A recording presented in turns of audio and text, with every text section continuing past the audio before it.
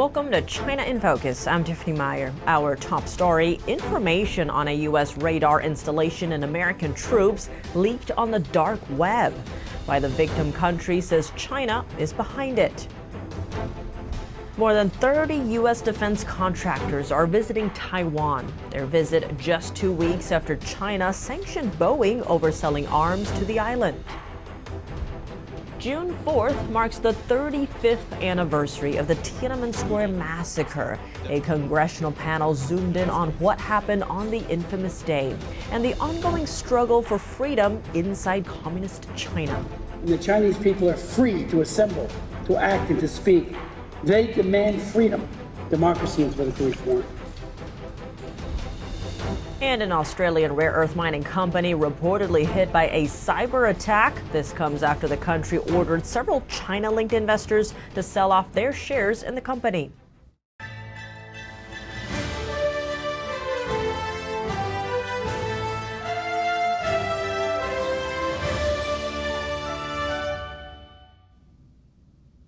A cyber attack exposed details about U.S. troops on the dark web. They're targeting a Pacific island. Officials on the island nation suspect China is behind it. And it's not just identification information about U.S. troops. Other stolen information includes a presentation about a U.S. radar installation on Palau, diplomatic communications with Japan, Israel, and the U.S., crew lists of Japanese Navy ships that visit the island, plus documents about Palau's relationship with Taiwan. Hackers posted this information on the dark web in April after lifting 20,000 documents from Palau, an island country in the Pacific. Beijing and Washington have been competing for influence over it. Experts told the New York Times that the breach could pose risks for the U.S., since hackers could use the stolen information for future phishing attacks. Timing is crucial. Palau was hit by the cyber attack soon after the U.S. approved over $900 million in aid for the country. Palau's president says he believes China used the attack to send a message. Beijing denies the allegation. Why would an island far away in the Pacific be on the radar for global superpowers? Location matters. Alex Gray is the former chief of staff of the National Security Council at the White House. He spoke to NTD about why the U.S. has a special agreement with Palau and its two neighbors. It's a very special agreement that we have, which allows the U.S. to have unfettered military access to all three countries. We provide for their defense, and in exchange, we provide them some level of economic assistance and some special concessions. But those relationships, because of the strategic location of those three islands, those relationships are absolutely paramount to U.S. national security and to our presence and our posture in the Indo-Pacific. All three were significant battlefields in World War II. They have extremely strong cultural ties to the United States. The citizens of all three countries serve in the U.S. military at very high rates. Palau now hosts U.S. military installations. It also sits on crucial shipping lanes that could be used to defend Taiwan during a war if China tries to invade the island. Beijing claims Taiwan as part of its territory, despite never having ruled it. Washington doesn't have diplomatic ties with Taipei, but sells weapons to the island so it can defend itself. Taiwan's safety directly impacts the U.S. It sits on a chain of islands that blocks the Chinese military from the deep waters off the Pacific. If Beijing took control of Taiwan, its submarines would have an easier time to sneak into those waters and launch nuclear attacks against the U.S. Palau is one of the few Pacific island nations that hasn't budged under Beijing's pressure. Two other neighbors there, the Solomon Islands and Kiribati, both cut ties with Taiwan and recognized Beijing instead. Now, there are concerns that China could set up a military base in the Solomon Islands, just 1,000 miles off Australia's coast. And this February, Chinese policy zeroed in on Kiribati, Hawaii's closest neighbor in the Pacific. Back to Palau, its president said Beijing tried to sway him while he was running for office. A Chinese ambassador in Micronesia called him, urging him to cut relations with Taiwan if he got elected. The president said, quote, "He called me and said, 'You're a businessman. You understand the potential that China has. If you need 1 million tourists, we can give you 1 million tourists. We can build every hotel that you need. It is basic economics. We have 1.5 billion people. Taiwan has 22 million people.'" About 30 U.S. defense contractors are in Taiwan. The group is expected to visit the island's president and its top weapons maker. They also plan to attend a defense forum to discuss Taiwan's warship and drone development projects. Lockheed Martin and Raytheon representatives are among the group, though the visit was not announced previously. It comes 2 weeks after China sanctioned Boeing and 2 other U.S. defense companies over selling arms to Taiwan. The same day, the island's new president was sworn in. Washington is bound by law to sell weapons to Taiwan to help defend itself. Important to note, Raytheon CEO Greg Hayes said last year that it would be impossible for the company to decouple from China because it has thousands of suppliers in the country. He added that he believes this is the case, quote, "for everybody." Raytheon is one of the largest defense companies in the U.S. The world's top chipmaker says it won't be leaving Taiwan. The Taiwanese company TSMC said Tuesday that it had discussed leaving the island due to the threat from China, but that moving its microchip plants would be impossible. The U.S. buys almost all of its high-end semiconductors from the company. Almost all of its production capacity is in Taiwan. But a Bloomberg report said last month that TSMC's production line equipment could be remotely shut down in the case of an invasion. The company's main supplier for chip-making machines, Dutch company ASML, confirmed that its gear could be controlled remotely. The Chinese regime sees Taiwan as part of China, despite never having ruled it. It sent dozens of warplanes and warships to surround Taiwan last month, after Taiwan's new president, William Lai, said that he backs the island's independence.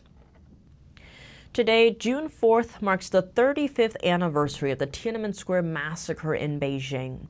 The day became infamous after Chinese authorities deployed the military to quell a pro-democracy protest in the heart of the city. A congressional panel brings us back to what happened and the ongoing struggle for freedom inside China. NTD's Sam Wong has more. On Tuesday, the Congressional Executive Commission on China held hearing to reflect on the 1989 Tiananmen protests in Beijing. Tiananmen is not simply a past event to study and ponder, but a present reminder that when the Chinese people are free to assemble, to act, and to speak, they demand freedom, democracy, and political reform. In April 1989, millions of citizens in China flocked to Tiananmen Square. They were calling for an open and fair society while demanding that the Chinese Communist Party address corruption and nepotism in its ranks. The demonstration lasted for around 7 weeks until the night of June 3rd. That's when hundreds of thousands of troops rode in with tanks and began to open fire indiscriminately at the crowds. The pungent smell of tear gas, the bullet holes in the buildings, the rolling tanks, armored vehicles, and the dead bodies. On the morning of June 4th, the footage of a lone protester confronting a line of tanks became one of the most iconic moments of the 20th century. Now 35 years have passed as the world commemorates the event. What happened in Tiananmen Square during the summer of 1989 remains a taboo subject inside Communist China. The number of people killed that night remains unknown, but some reports suggest the death toll could reach over 10,000. Chinese authorities closed Tiananmen Square to visitors on Tuesday. And in Hong Kong, police announced 4 arrests on the anniversary. They follow several other arrests in recent days, including one known rights activist under the security law imposed by Beijing. Sam Wang, NTD News. Meanwhile, Taiwan's President William Lai vowed to remember the bloody massacre on Tiananmen Square. In a Facebook post, Lai said, quote, "The memory of June 4th will not disappear in the torrent of history." He added that Taiwan will work to make this historical memory last in the hearts of many. An Australian rare earth miner says it has been targeted in an alleged cyber attack. In a company filing on Tuesday, Northern Mineral reported a security breach that led to a data leak. Some of the stolen information is now on the dark web, including details related to current and former employees and shareholder information. The report comes after Australia ordered several China-linked investors to divest their shares in the project. Under the disposal order, Singapore-registered investment firm Yuxiao Fund has 60 days to clear out its stake in Northern Minerals. The company's share currently stands at nearly 10%. Yuxiao previously sought to boost its ownership to nearly 20%, but was rejected last year. From cell phones to electric cars to missiles and lasers, rare earth minerals are crucial components to a variety of high-tech and military products. Today, China stands as the world's largest processor of rare earth minerals, with roughly 90% of global resources getting imported to the communist country for refinement. Dr. Anthony Fauci was in the hot seat Monday as part of the House investigation into COVID-19 origins and the pandemic response. Lawmakers questioned Fauci on funding linked to the Wuhan Institute of Virology in China. The accusation being circulated that I influenced these scientists to change their minds by bribing them with millions of dollars in grant money is absolutely false and simply preposterous. I had no input into the content of the published paper. The second issue is a false accusation that I tried to cover up the possibility that the virus originated from a lab. In fact, the truth is exactly the opposite. They also pressed Fauci on social distancing rules and evidence that his staff used private emails to avoid the Freedom of Information Act. That was over communications with EcoHealth Alliance, an NGO that worked with the Wuhan Institute on coronavirus research.